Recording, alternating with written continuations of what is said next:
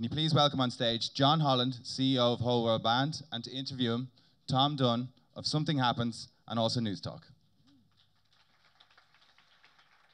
Yeah, get over there, John.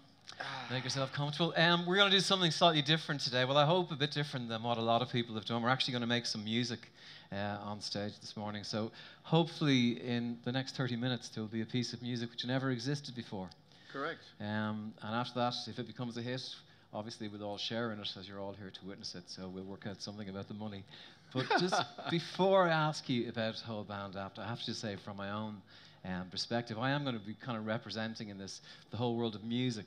And that world of music from the perspective of somebody who's written songs in music and who's been in music from a time when if you wanted to see U2, you had to go into the Dandelion Market and pay 50p to see them. They weren't going to appear in your inbox overnight, that was for definite. And if you wanted to write a song, you had to sit down face to face with another human and write. And really the most sophisticated thing that happened in the first 10 years was the Sony portable Walkman, which just, you know, it may seem laughable now, but the idea of being able to walk away with one of your compositions on a cassette just seemed incredible. Since then, GarageBand is now probably the closest I'm to internet access, and the man that I used to sit face to face with to write songs now emails me songs, and I email him back finished vocals and lyrics, which means I never have to meet him again. Is that right? Would probably keep a lot of bands together far longer if there was more of that, believe you me. But this is at the cutting edge where it is today. So John, what exactly is World Band? Well, Whole World Band is a online recording studio and fan engagement platform. But rather than talk about it, why don't I just play a video of Kevin Godley, the founder, Kevin Godley from 10cc, Godley and Cream, prolific video director, because it's not just about music. Music is a very visual medium, and particularly in this day and age with YouTube, you know, people expect video and music. So why don't I just let Kevin explain exactly what Whole World Band is about. Hi, I'm Kevin Godley, and I want to introduce you to a new music app designed to work on devices like this and this. It's called Whole World Band, and it's all about making music and video. Now, when you launch the app, the first thing you'll see is our menu of artists. There are thousands of them performing on Whole World Band. Everyone from beginners to big international names, and you can play with them, or just make your own video mix featuring the people you like. Music on Whole World Band sometimes begins with the bare essentials. And that's where you come in.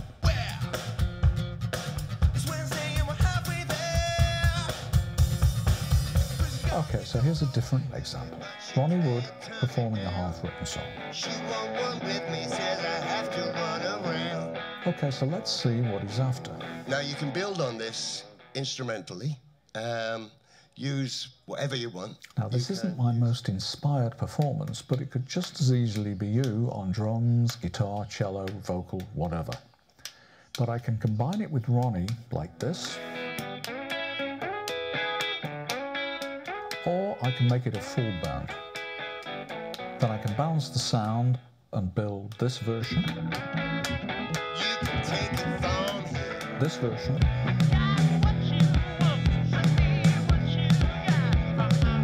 or any version I want. And naturally, I can share it on social media like Facebook or YouTube. Whole World Band isn't just for music professionals. It's for budding songwriters, casual players and fans who want to perform with their musical heroes and friends. And it wasn't just invented to create finished tracks. It's there to stretch music and video in many different directions at once. I'm Kevin Godley, and this is Whole World Band. Okay, John, looks very impressive. And, you know, from an audience point of view, you see these highly established kind of artists getting together and other people who aren't that established. Can you explain a bit more? If I just come to this today, how exactly does it work? How it works is basically you can download the app on your iPhone or iPad, look at what artists are there that you'd like, that inspire you to be creative. Maybe even before you start recording, share with your friends, your musical friends, and say, hey, look, here's a new Passenger song. Let's go and do something on that. And then literally you just go into the virtual studio and record yourself with your friends and the artists.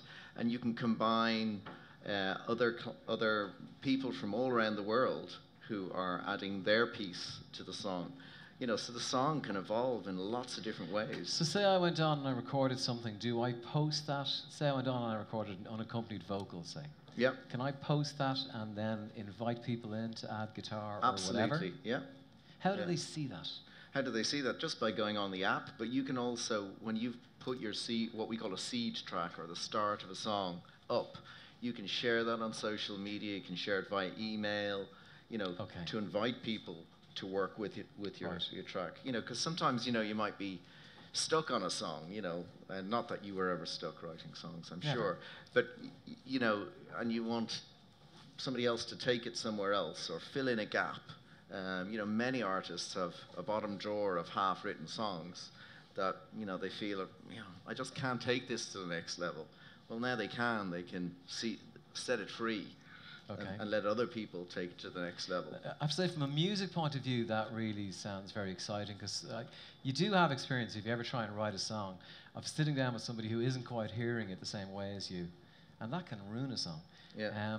So if you open it up to many different ears, you could find somebody coming back to you who has exactly the guitar part, or exactly the rhythm track that you have in your head. Or maybe it's not the exact part you had in your head, maybe it's better, or maybe it triggers you to think about the song in a different way. I mean, we had an artist put down just a simple riff, and a music college that you know, love Whole World Band, and they think it's a great educational tool. You know, where would they be able to get their students to play with such great artists? You know, set a project on this young artist's track, and he was blown away by what the students did, and now he wants to take them into a studio, record it, and release it. And that's the sort of thing, you know, that really excites me, you know, that you can put an idea there, and who knows where it's going to go. I very bravely said at the beginning of this that we might try and actually make some music today, because this is called, isn't it, Jamming in the Digital Age? It is, yeah. So tell me more. What are we going to do? Well, I mean, I can give you some examples of what's happening even before we do that demo, to give you some flavor of some of the jam sessions that are going on in Whole World Band in this new digital age. We have a little video to give you a flavor of that. Take it away. All that I can handle, survive the long way home. Yeah, we coming in from the cold. Gonna howl like, whoa. You better mind your words before you make that sound. You're gonna need a little grace. So afflicted by poverty, can't afford to spend time. Outsiders view it as one-dimensional, as resorting to crime. Too tight-fisted to give to our just name me, it's my stereotype. Moving average might be, it doesn't mean that I can't lay it down right. See, highly skilled, but the rhythm don't try me. Find me on the dance floor, mate.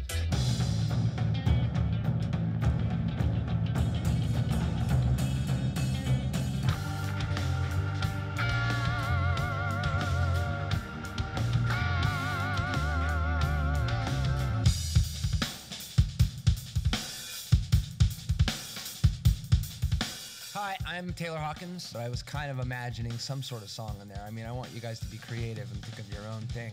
But it's a lot of sort of syncopated things. But the chorus, I kind of feel like, is the double time part. That's what I think. And maybe you could see it a different way, and that's great as well. And I think there's room for a guitar solo in there somewhere after that. Or a keyboard solo, or a sax solo, or a xylophone solo, or a frickin' tap dancing solo, whatever.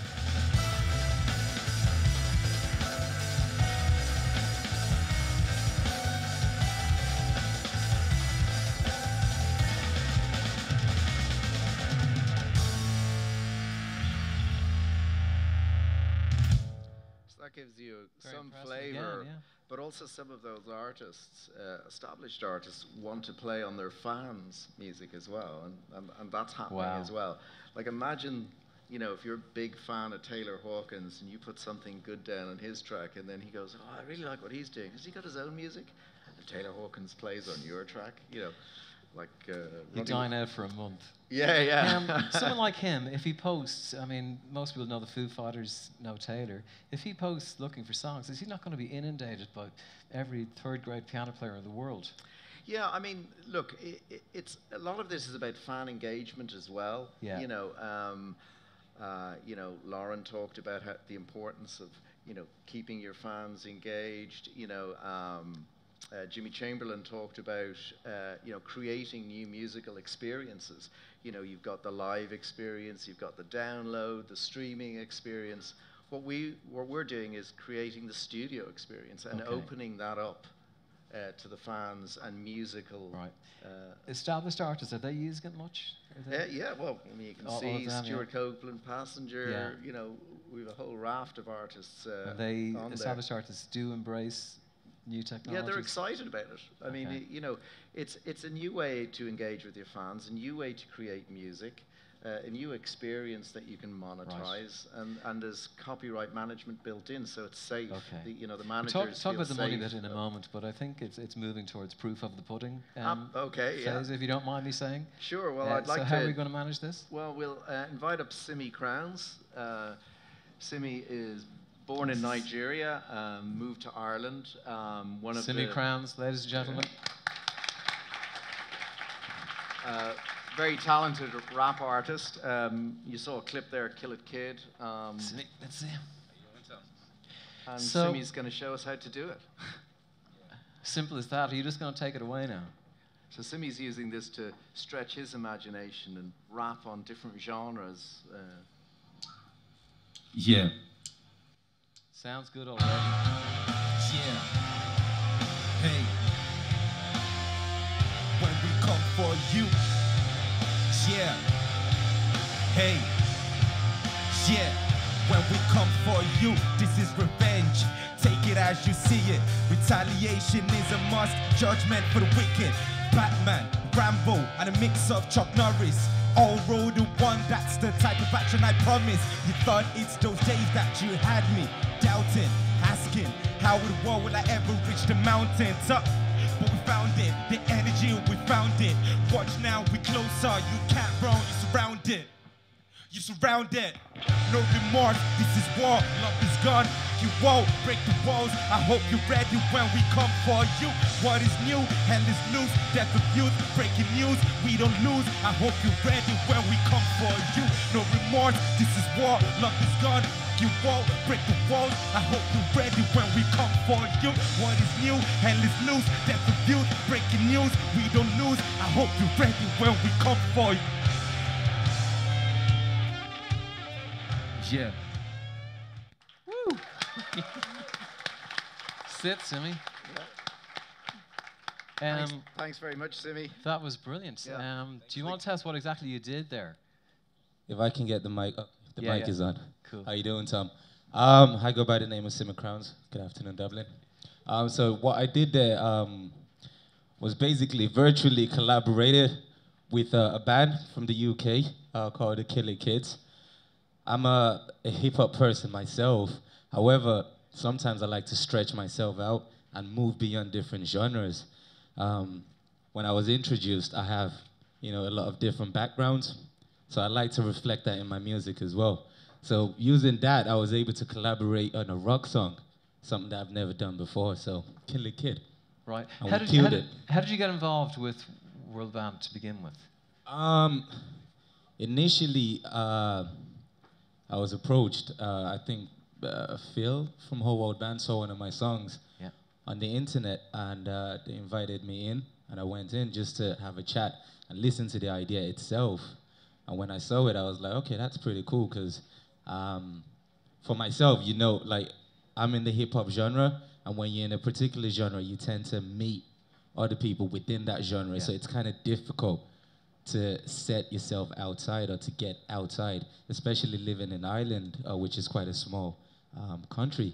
So that kind of really pushed me to get along with it because it allowed me. I mean, my first track was with a Canadian band called Grand Analog on the app, and now we're talking, me and the band, my management and the band, we're speaking of a collaboration and us going over to Canada as well. Before that, how were you making music? Just myself, you know, people that I know that are doing music as well. So like I said, it was very limited in terms of meeting new people with diverse ideas. Okay. But with this, you can be in your sitting room. And how were you recording the stuff that you were doing? Was that in a more traditional way? Initially, yeah. Yes, in a studio, in a basic studio, Right, yes. so that, you know, again, you have to get access to a studio, you have to have somebody who knows how to use the studio, so Yeah. it's not as easy as it seems. So then, when you went in with the whole band, how did you approach those bands? I mean, were they sending you tracks? Were you sending them vocals? How did that all work? At the start, I guess I was just going through the contents that was already on the app. Then I'd listen to a few different things, like what I liked, what I didn't like, and then I went about it that way. Then shortly afterward, I did contribute a few contributions to the actual app. And then some people would approach me and say, hey, Simi, check this track out. Do you want to jump on it? I'm like, hey, why not? Okay, great. So the first one that really approached you were this Canadian band, was it? Yeah, Grand Analog, yeah. Okay. How Like Wolves. And how's that been going? Good. Right. Pretty good, yeah. A couple of thousand views, I think, on YouTube. Okay. It was exported out to YouTube, so yeah. All right, sounds good. And then this one here, tell me how that all came about, what we just heard there, what was going on? Killer Kid, Killer the Kid. story behind it, yeah. It was a weird night. I was at home and, you know, I was like, hey, I was listening to, I can't remember, a rock band anyway. And I was like, hey, I can do something like that. Like, why is it the guys with the long hair like John and yourself, John, yeah. you know, that can do the Used rock to have long music? So hair. I figured, you know, hey, let's see what the guy who does hip hop can do on the rock. So I went specifically on the app. You know, I filtered it through genres and I specifically chose rock. Okay. And then Killer Kid was one of the tracks. And then Killer Kid, did they send you an instrumental track? Is that what we heard? Or how did that work? No, the It was instrumental already on the track app. was actually on the app. On the app Yeah. already? Okay, Yeah. and then you wrote what you... Well, I didn't write to that. I came up with it, like, without writing, but yeah. Right. You sound like there's a mystery now on how you came up with it, you know. Come on. Did you come up with it? The lyrics? Yeah. Oh, yeah, 100%. Okay, cool. Yeah, That's what I'm yeah. sure No, of what that, I you mean know. is I didn't actually physically write it down, but Oh, yeah, mentally, yeah. Cool, yeah. No one uses paper anymore. I understand that. We're trying to save the planet, right? Digital, it's It's jamming I'll- in the here, digital age, Tom. I'll you put know? down my pen. I don't know what I was thinking of there. Silly of me. It's just an age, really. So what you sang there now, that was fresh and new and onto the app, though, wasn't it? Yes. This is what we're doing today. Yes. If I was Delia Smith, that's what we just put in the oven. Exactly. Right. There's no Or in guarantee. the microwave if you Yeah. like if you want to fast be food. very techie and modern, yeah, the microwave, yes, indeed. So now we're hopefully going to hear this back. Yeah, we're going to hear this back. I just got the okay. Have They- we an they've okay? got it- We have an have- okay. We got the okay. And I think they're going to add in maybe one of the other contributors, who, you know, because there's contributors from all over the world who've added bits to all the Yeah. different tracks. So let's There's see. a what- really nice guitar solo. Wait till you hear this. I Yeah. heard it and I was like, okay, you've got to put it on that. So hopefully, I think they got it on this time.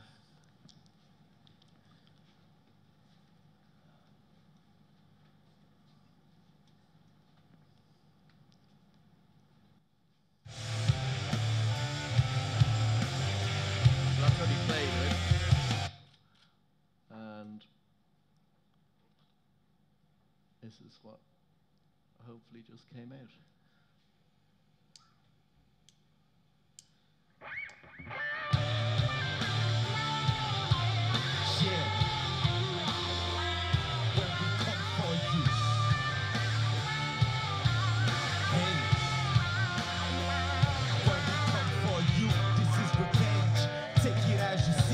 Retaliation is a must, judgment for the wicked.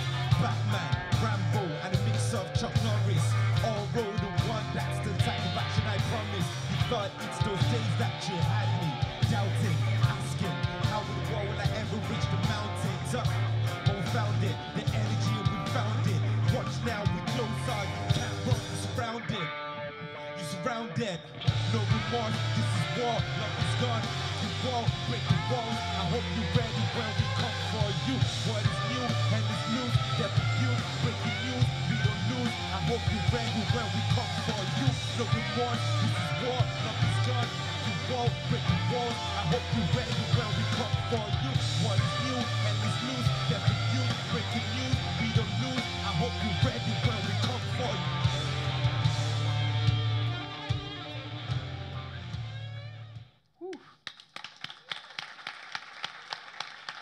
So you can have, 6 parts, 2 Yeah. parts, we also allow you make a traditional mix, cut between Yeah. the different parts and the different That artists. sounds so much better than my wildest expectations for it. I don't know where to begin.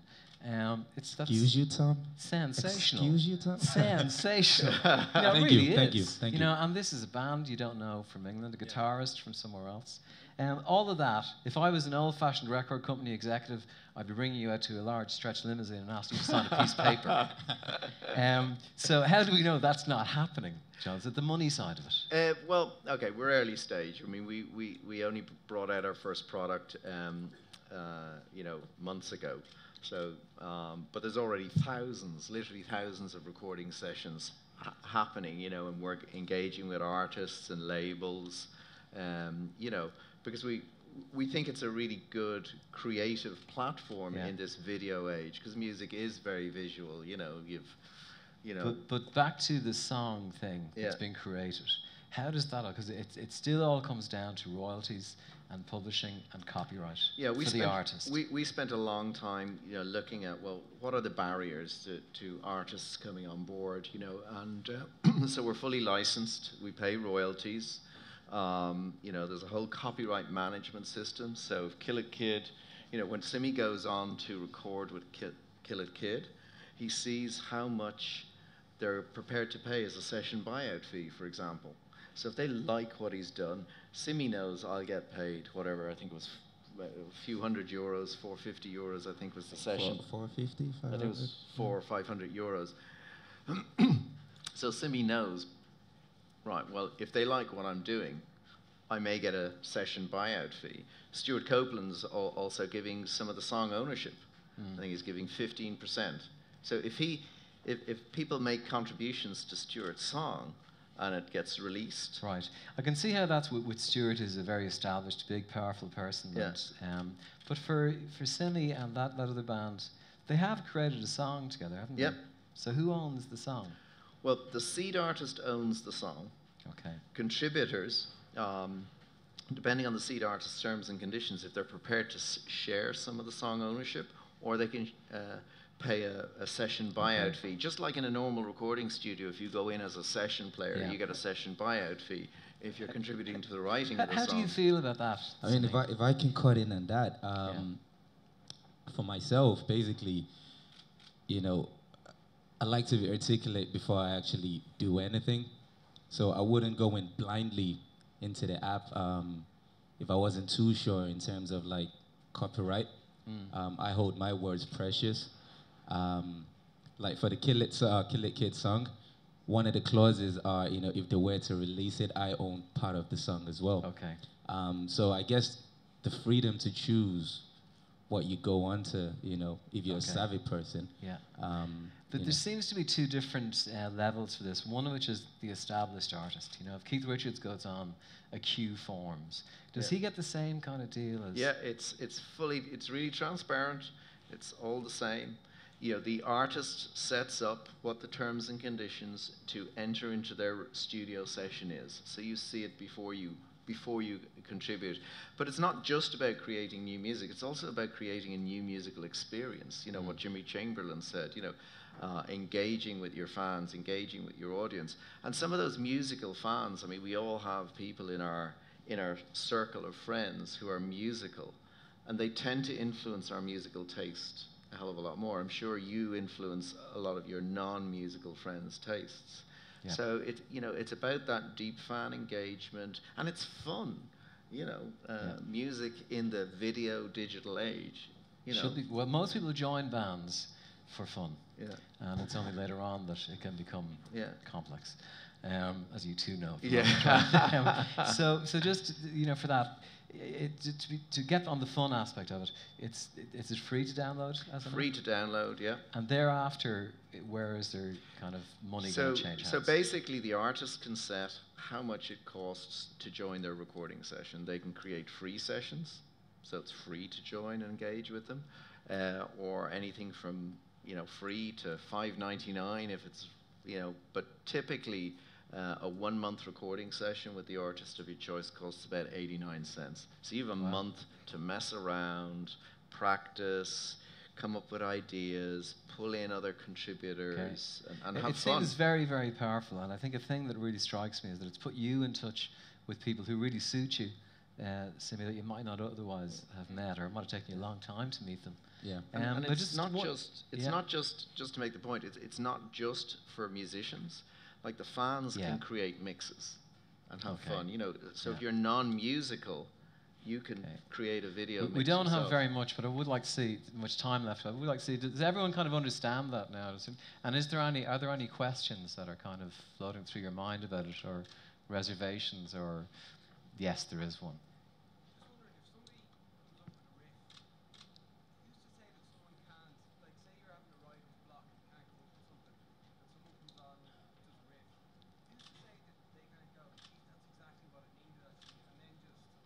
Rip it off. So just in case you can't hear that, he's saying that if somebody came up with a riff, say they contributed, say Mick Jagger was looking for a riff, you come up with a riff, what's to stop Mick Jagger just taking the riff, not telling anyone where you he have heard evidence.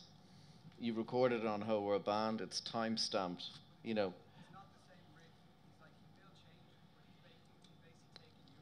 That If can he just happen. changes it, yeah. That happens in the real world as well. You hear a song, it inspires you on the radio. You hear a riff, you change it slightly, and you create new music. I mean, that's part of the business. But I mean, if someone rips off exactly what you've done, you have evidence to show that your IP has been taken. You know. So there's one at the back now. If you can.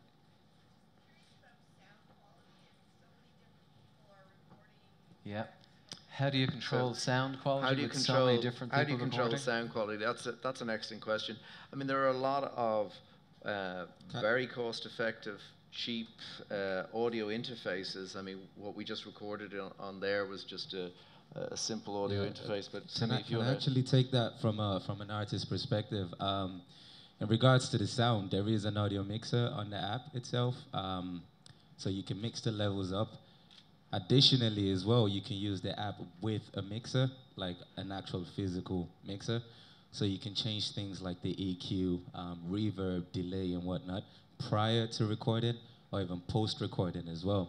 So I hope that answers your question. I suppose also if you come up with a great idea, people will probably pay for it to be professionally recorded, or more professionally be recorded if they want to use it. Well, that's happened on occasions where artists have liked what someone has put on, but the audio quality wasn't exactly what the producer or the artist wanted. So only a few seconds. And for those heading out of here today, Whole World Band is there to be downloaded wholeworldband.com, and it's on the App Store.